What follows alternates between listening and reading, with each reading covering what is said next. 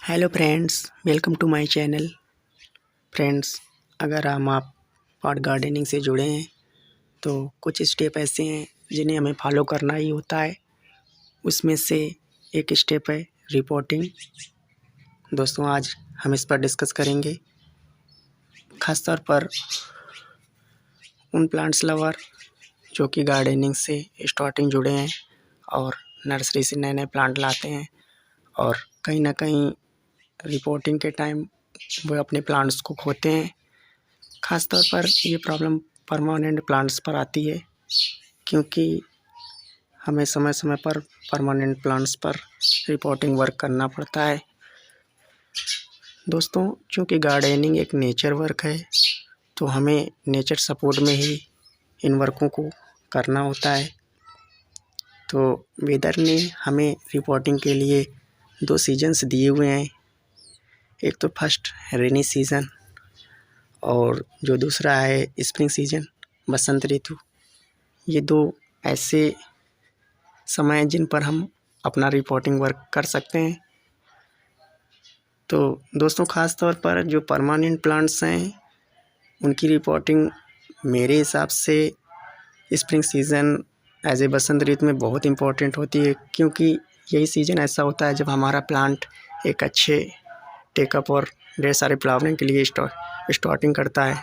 और अगर हम इस प्लांट को अभी रिपोर्ट नहीं करते हैं, अगर रेनी सीज़न में हम रिपोर्ट करते हैं, तो वो एक ऐसा स्टैंडर्ड होता है जब हमारा प्लांट ढेर सारे फ्लावरों के साथ होता है।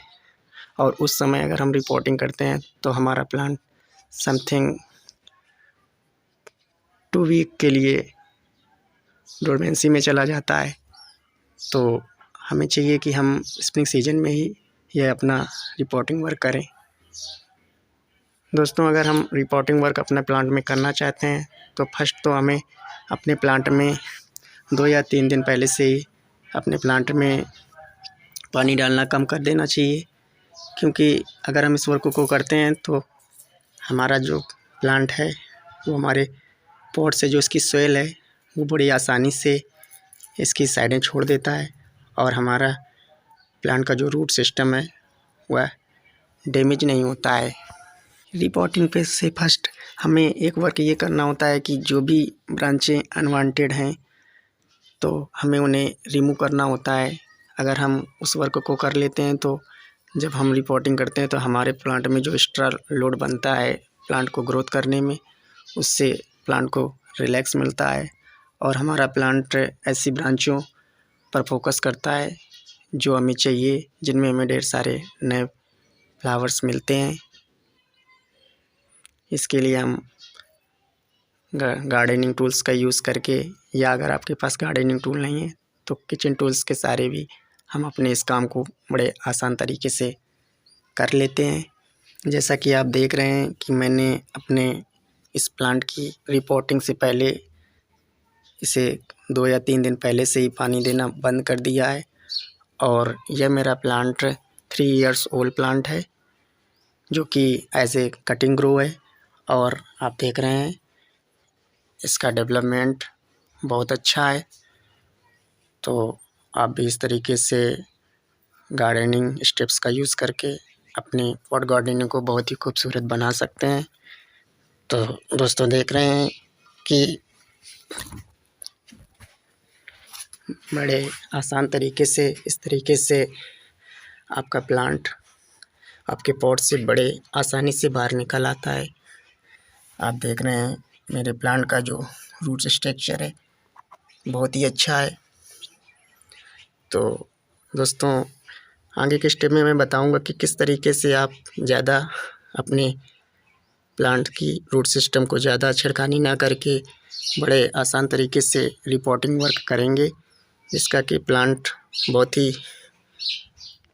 बड़े आसान तरीके से रिपोर्ट होगा और स्टेज में ना जा कर के बहुत कम समय में नए सीज़न में एक अच्छा सा रिज़ल्ट देगा।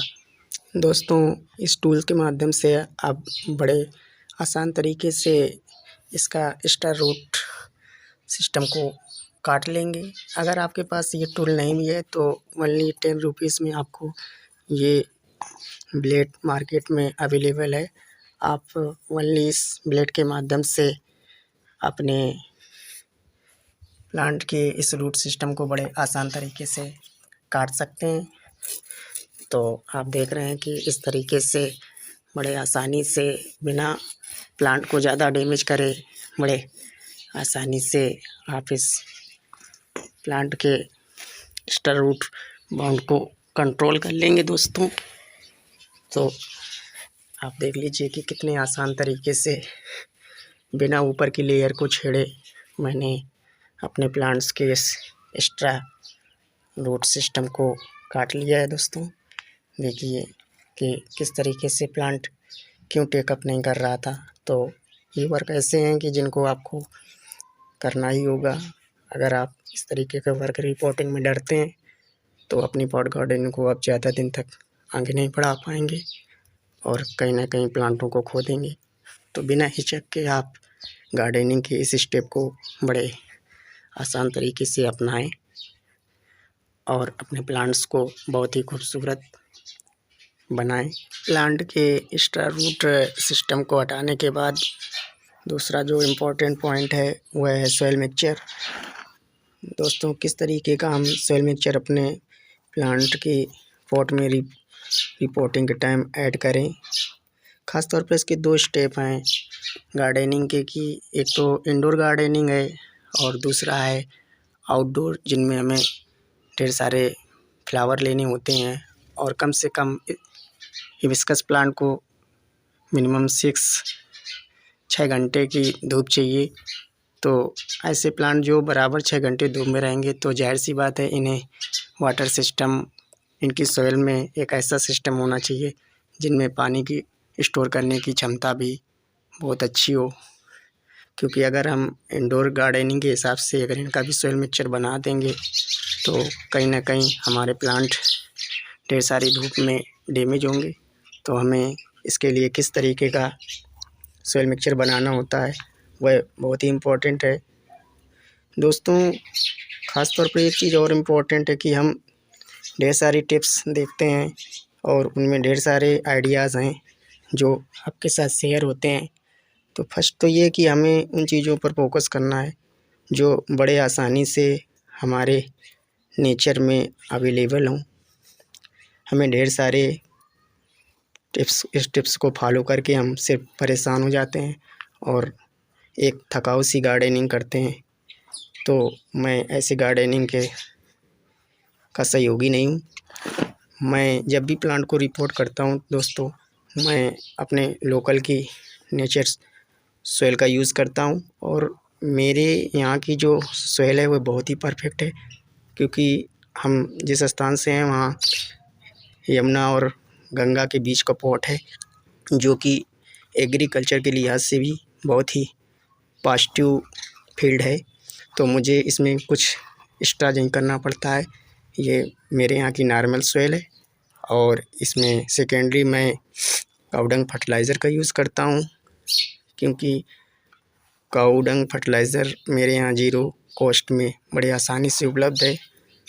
तो दोस्तों, आपको भी ऐसी एनर्जी का यूज़ करना है जिसमें आपकी ढेर सारी कॉस्ट ना लगे। इसके लिए आप अगर सिटी से हैं तो अपने प्लांट्स के वेस्ट को भी संजो सकते हैं। उस प्लांट के वेस्ट को डिकम्पोज करके भी एक अच्छा सा फर्टिलाइज़र बनाया जा सकता है। क्योंकि कहीं ना कहीं काउडंग फर्टिलाइज़र एग्रीकल्चर फील्ड का ही अवशेष है, जो कि जानवरों के माध्यम से काउडंग फर्टिलाइज़र के रूप में डिकम्पोज होकर आपको उपलब्ध होता है। इस तरीके के मिक्सचर को एक परफेक्ट मिक्सचर मैं समझता हूँ और इसको और अच्छा बनाने के लिए मैं इसमें लगभग 25 से 30% सैंड का यूज़ करता हूँ। ये नेचुरल सैंड है जो कि आपकी नदियों में बड़े आसानी से उपलब्ध होती है और मेरे यहाँ से जो लोकल यमुना नदी है उसकी डिस्टेंस ओनली 1 किलोमीटर दूर है। तो बड़े आसानी से मुझे ये भी बहुत अच्छे तरीके से मिल जाती है और मैं अपने इन 3 प्रोडक्ट के सहारे अपने गार्डनिंग को बहुत अच्छी तरीके से चलाता हूँ और मेरे प्लांट बहुत अच्छा टेकअप करते हैं, ढेर सारे फ्लावर देते हैं और लो बजट गार्डनिंग में आपके प्लांट एक अच्छा सा टेकअप करें। इस तरीके से आप इस मिक्सचर को बहुत अच्छे तरीके से मिला लें। जब आप पॉट में सॉइल मिक्सचर ऐड करें तो ख़ास तौर पर इस टिकड़ी को आपके पॉट के होल में लगाना बहुत इम्पोर्टेंट होता है, ताकि जो भी एक्स्ट्रा वाटर हो उसका ड्रेनेज सिस्टम बड़े आसानी से जो भी एक्स्ट्रा वाटर है आपके पॉट से नीचे निकल जाए, ताकि आपके प्लांट के रूट सिस्टम को डैमेज ना करे। क्योंकि कई बार जब हम इसको लॉक कर देते हैं तो या तो प्लांट टेकअप नहीं करता है, या तो प्लांट का रूट सिस्टम डैमेज होकर प्लांट आपका ख़त्म हो जाता है। तो ये बहुत ही इम्पोर्टेंट पॉइंट हैं। इस तरीके से सॉइल को शिफ्ट करके हम अपने प्लांट को इस पॉट में शिफ्ट करेंगे।